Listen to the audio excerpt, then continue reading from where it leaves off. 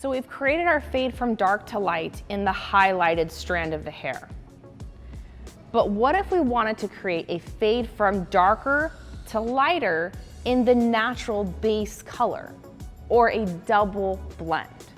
So for example, what if we wanted the level 2 to lift up a few levels to maybe, I don't know, maybe a 4, 5 into a 6.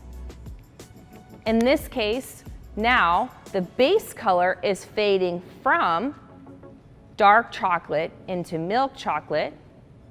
The highlight is fading from milk chocolate into white chocolate. If we only used a demi-permanent gloss, yes, we can address the highlighted hair because it's deposit only. But a demi-permanent gloss is not going to create the lift in the natural base color. So it's not going to soften the contrast. It's not going to create the double blend.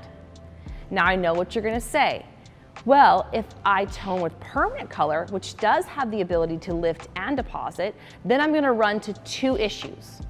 One issue is if I shadow root with a level 5 and 6 permanent color, let's say for example an Agora, it has an opaque coverage.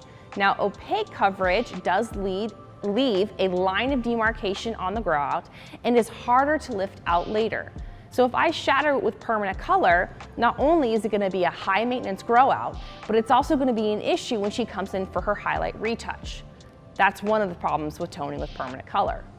The other common issue with toning with permanent color is that it does have the ability to lift.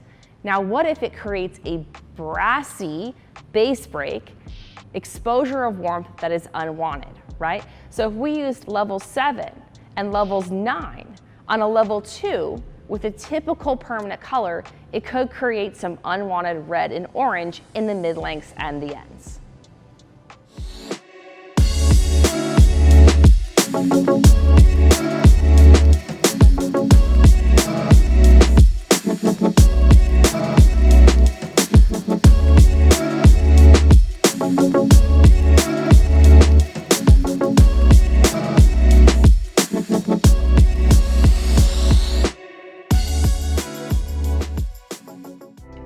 All right, friends, if you learned something today and you enjoyed this educational content, don't forget to like and subscribe.